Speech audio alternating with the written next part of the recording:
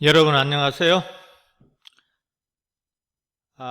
오늘은 지난 시간에 이어서 지난 시간에 개념임이 드러난다 여기까지 했죠. 즉 오늘 시작할 페이지 75쪽 14째 줄입니다. 바로 시작하겠습니다. 즉 어떤 사람에게는 복지로 생각되는 일이 어떤 사람에게는 복지가 아닌 것으로 판단될 수도 있다.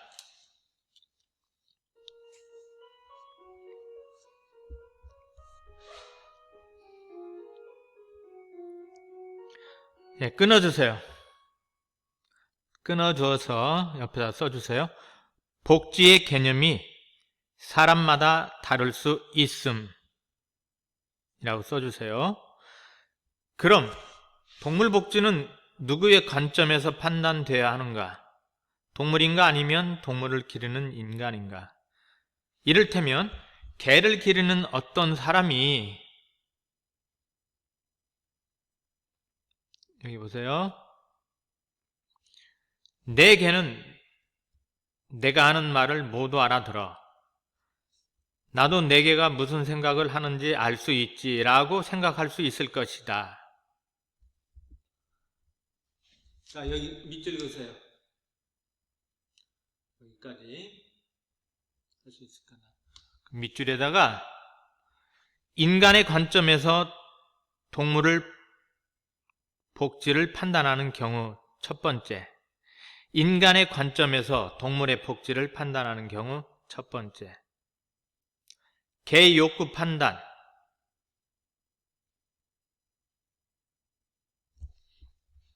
개의 욕구 판단이라고 썼습니까? 또 어떤 채식주의자는 자신의 신념에 따라 자신의 고양이 역시 채식으로 기르려 할 수도 있을 것이다. 자, 인간의 관점에서 동물을 복지를 판단하는 경우 두 번째가 됩니다. 고양이 먹이 결정이라고 써주세요. 나아가 동물원의 사자들이 대부분의 시간을 작은 우리에 누운 채 지내는 것을 보고 활동 부족으로 답답함을 느낄 것 이라 여기며 안타까워하는 사람도 있을지 모른다. 나아가요. 그 밑에다 써주세요. 인간의 관점에서 동물의 복지를 판단하는 경우 세 번째, 동물의 느낌 판단. 하지만 이 세 경우 모두 위험한 생각일 수 있다. 왜 그럴까요? 바로 인간의 관점에서 동물의 복지를 판단한 경우이기 때문입니다. 사람이 짐작하는 것이 개의 진정한 욕구와 다를 수 있고 사람에게 적당한 음식이 동물인 고양이에게는 적합하지 않으며 포획동물의 처지를 인간의 같은 기준으로 보려고 할 때 오히려 문제가 발생할 수 있기 때문이다. 이렇게 본다면 동물 복지의 기준을 세우는 것은 쉽지 않은 일이 될 것이다. 끊어주세요. 끊어서 동물 복지의 기준을 세우기가 어려움.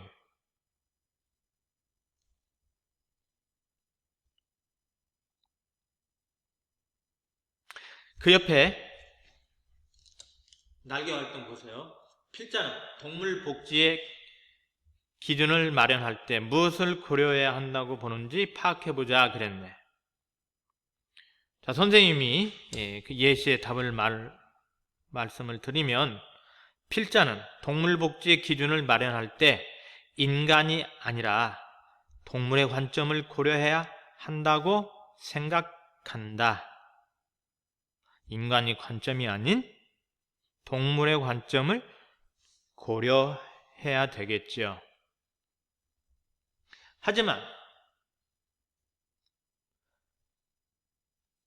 비만한 개와 치아가 부실한 비만 아동에게 초콜릿을 먹이는 것이 과연 그들에게 복지가 될지 아닐지를 굳이 밑줄 그으세요.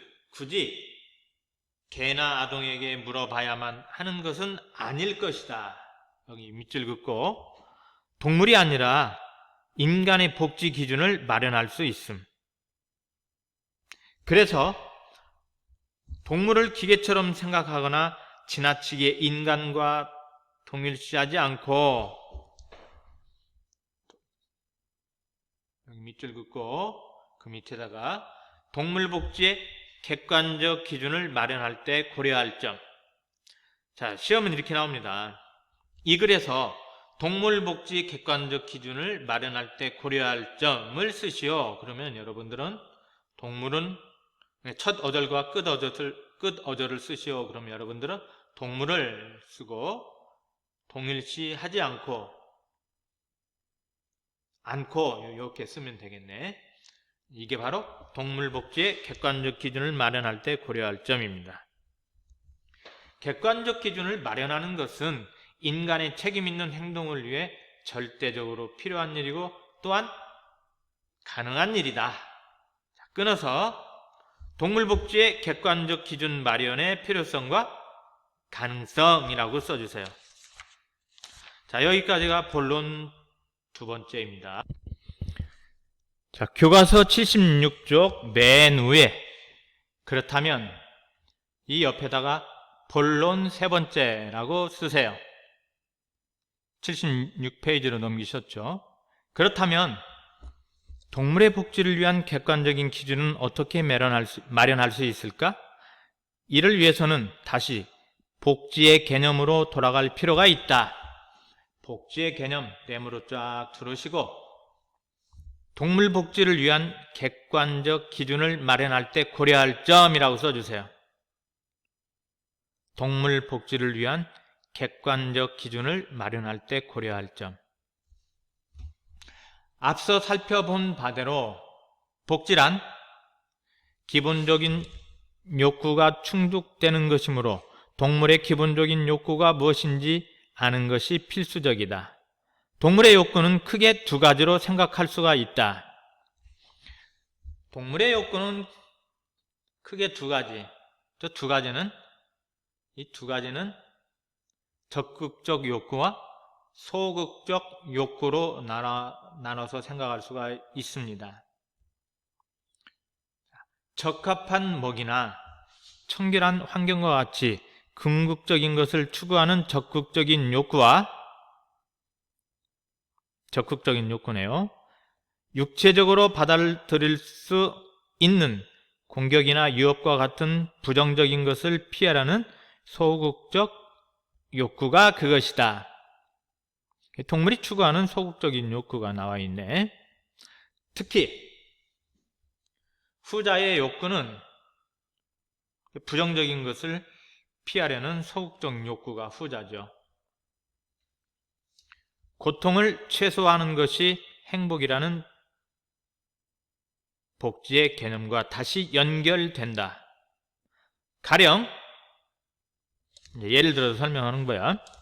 죽음의 경우 어떤 동물도 영원히 살 수 없으며 죽음을 거부할 수 없지만 사람이 관리하는 동물이라면 생명의 종말이 마땅히 배려되어야 한다.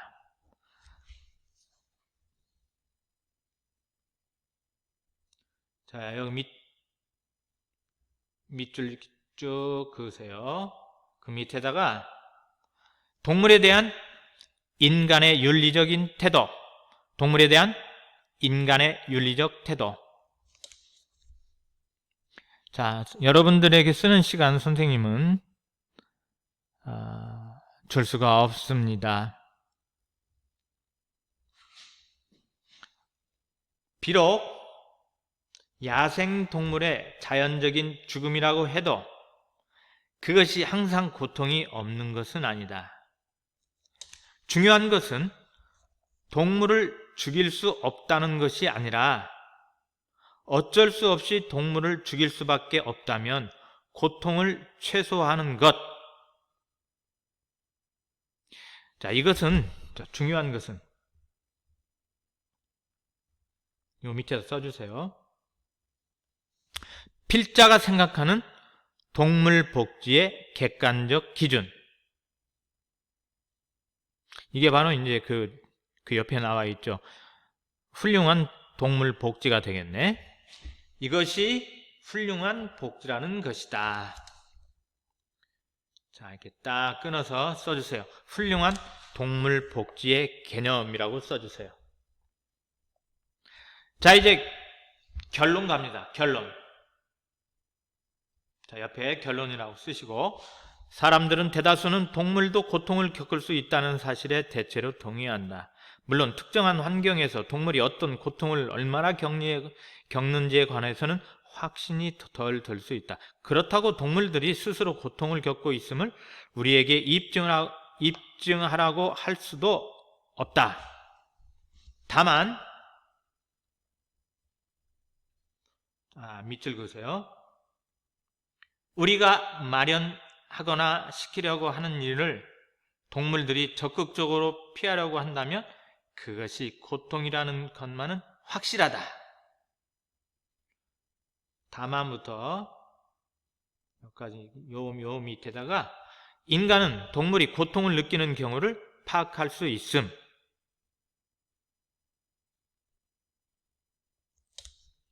그러므로 불필요한 고통은 배제하고 사람을 위하여 필요한 경우라도 고통을 최소화하기 위해 노력하는 것. 자,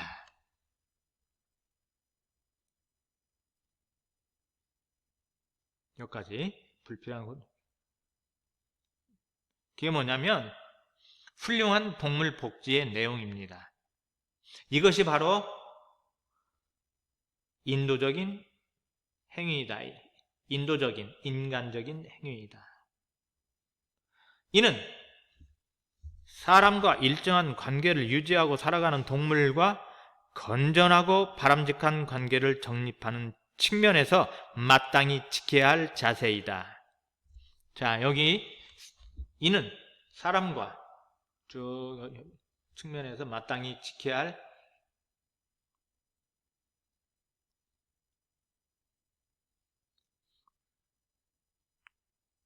이는 사람과 일정 그 측면 여기까지 밑줄을 긋고 동물복지 행위의 가치라고 써주세요. 동물복지 행위의 가치. 결국 동물의 복지를 책임져야 하는 것은 바로 인간이며 이는 인간을 보다 인간답게 하는 일이 될 것이다.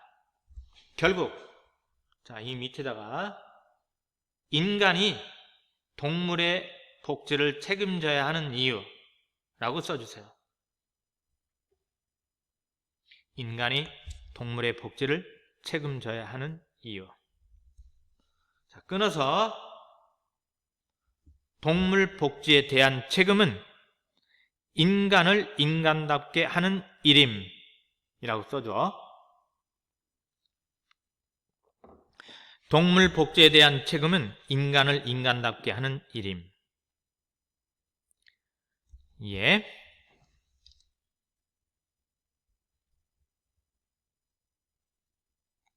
자, 학습 활동은 2번만 한번 해보죠. 복지의 개념이 뭐라고요? 쓰세요. 기본적인 욕구가 충족되고 고통이 최소화되는 행복한 상태.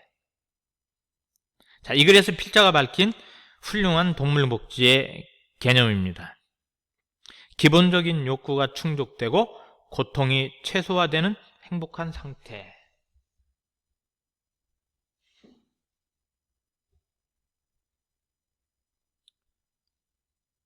예.